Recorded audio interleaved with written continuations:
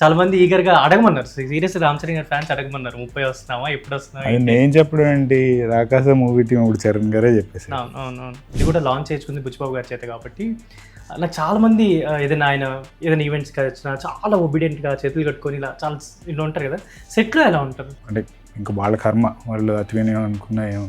Charan sir అయినా సరే చాలా క్లోజ్గా పెట్టి ఆయన చెయ్యేసి మాట్లాడడం అన్నీ చేస్తారు, కానీ బుచ్చిబాబు అని ఎప్పుడు ఆయన లైన్ క్రాస్ అవ్వరు. మీకు అంటే ఎలాంటి కైండ్ ఆఫ్ రోల్స్ చేయాలి, ఆర్ఎల్స్ నేను ఫర్దర్గా ఎలా అపీర్ అవుదాం అనుకుంటున్నాను తెలుగు ఫిలిమ్స్, ఆర్ఎల్స్ ఇప్పుడు జనాలు చూస్తున్నారు మనకి అంటే అట్లీస్ట్ ఈ అమ్మాయి బాగా చేస్తుంది. బట్ ఇప్పుడు యాక్టర్స్ అంటే ఇన్స్టాగ్రామ్ అవ్వచ్చు, ఇన్ఫ్లుయెన్సర్స్ అవ్వచ్చు, ఒక 100K కొట్టించుకుంటే చాలు వాళ్ళు స్టేజ్ల మీద ఈవెంట్ల మీద కనిపించేస్తున్నారు. రీల్స్ అనేది ఐ డోంట్ అండర్స్టాండ్, నాకు అర్థం కాదు అది. ఓకే, సో నేను ఎలా ఆలోచిస్తానంటే, నేను ప్రొడక్షన్ హౌస్ నుంచి కాల్ వచ్చినప్పుడు. అండ్ మీకు ఎలాంటి అప్రోచెస్ వస్తున్నాయి? యూజువల్గా పోలీస్ క్యారెక్టర్స్ కైండ్ ఆఫ్ ఎక్కువ వస్తున్నాయి, యాంటాగనిస్ట్ వస్తున్నాయి, కానీ రాజీవ్ కనకాల అన్న ఫోన్. ఓకే, ఒక న్యాచురల్ యాక్టర్స్ కొంతమంది ఉంటారు, కావాలని తెచ్చుకొని యాక్టింగ్ ఇట్లాగా గిఫ్టెడ్ యాక్టర్స్ అంటారు కదా, ఇలాంటి చాలా. Hi hello welcome to Telugu. నేను మీ anchor Sharath. Pochamma web series ఆహాలో రాబోతుంది.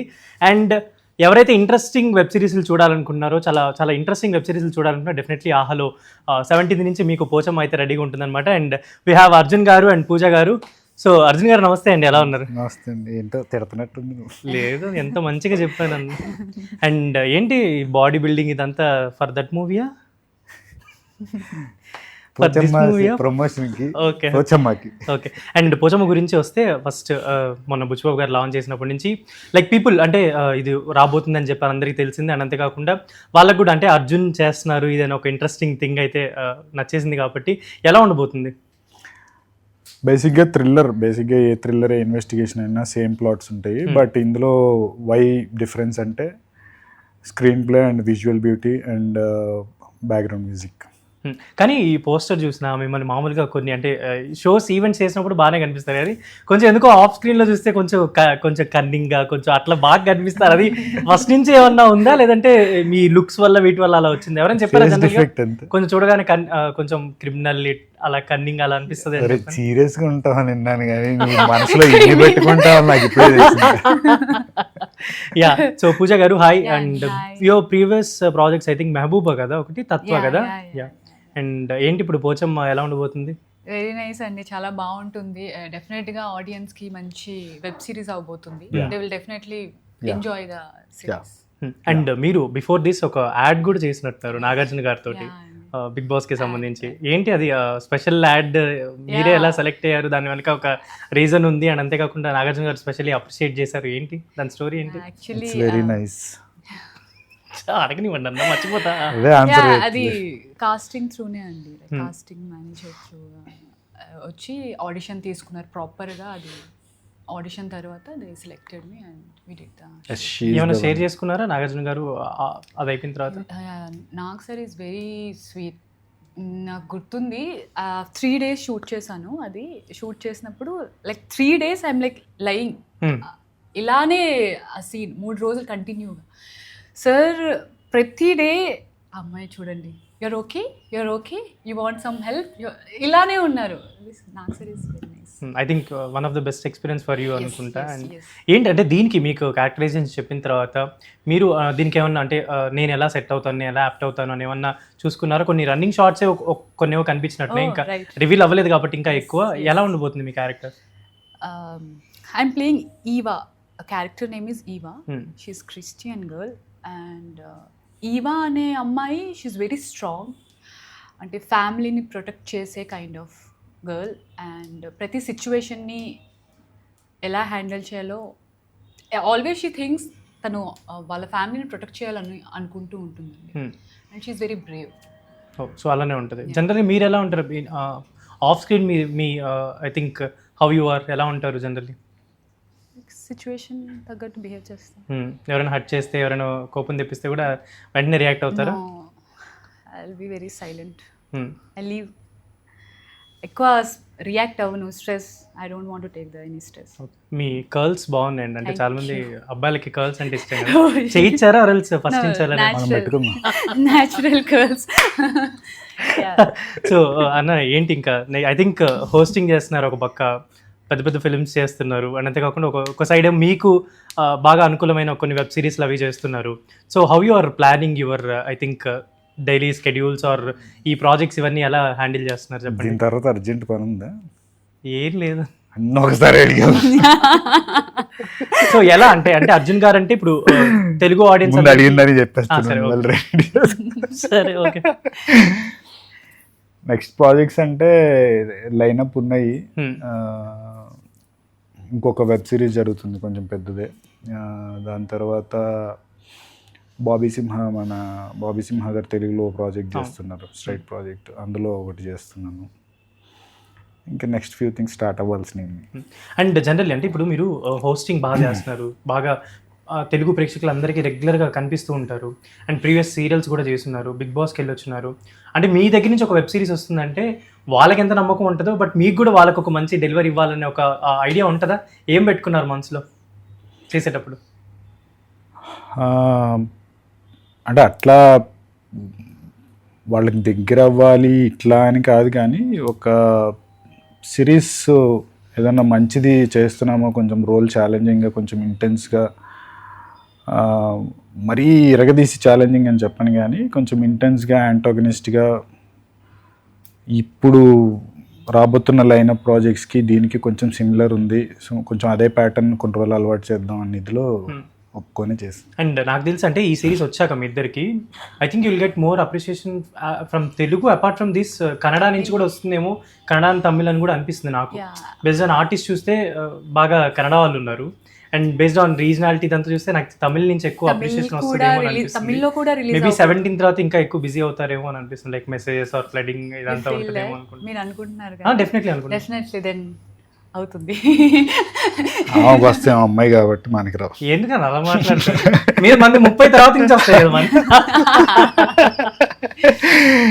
ఆవ్యాస రాసినట్టు అడి తిరిగి అక్కడికి వస్తున్నాను.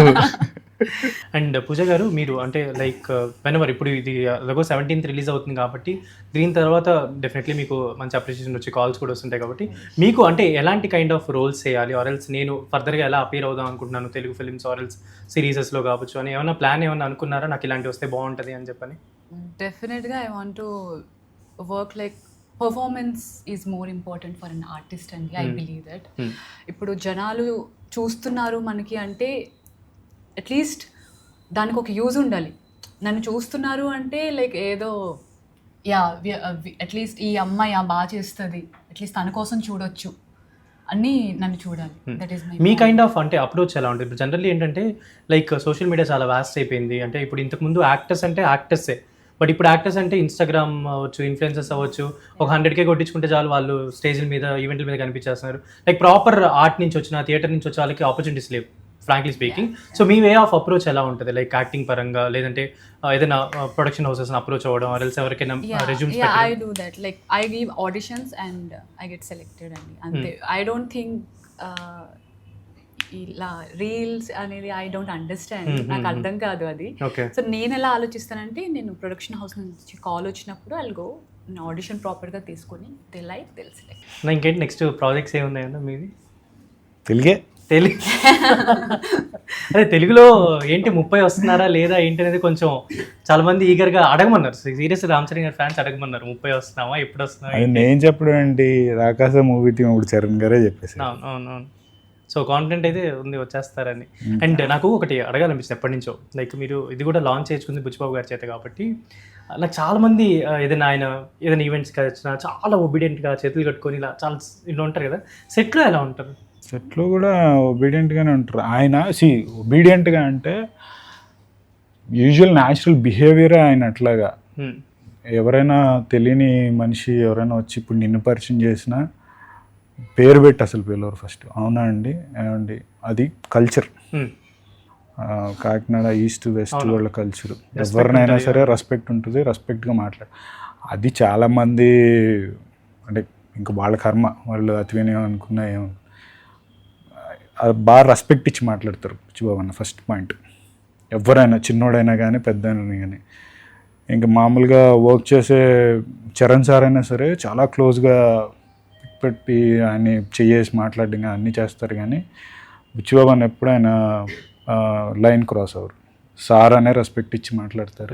అంటే చూడ్డానికి చేతులు కట్టుకున్నాడు కానీ బాక్స్ ఆఫీస్ని కొడతాడని అవి మాత్రం బాగా. అది వర్క్ విషయంలో మటుకి ఇంకా చండశాసనుడు ఆయన. అండ్ మీకు ఏంటన్నా ఇది ఎంతవరకు ఎలాంటి సాటిస్ఫాక్షన్ ఇచ్చింది పోచమ్మ ఈ సిరీస్కి వర్క్ చేయడం?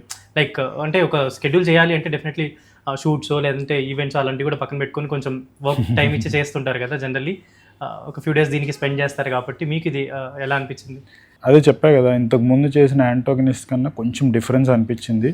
సో ఇది కూడా వై నాట్ ట్రై చేసి చూద్దాము ఎట్లా అనిపిస్తుందో, నాకు కూడా కొత్త ఎక్స్పీరియన్స్ ఉంటుంది కదా అని ఆ ఇంటెన్స్ క్యారెక్టర్ కొంచెం ట్రై చేశాను, వర్కౌట్ అయింది.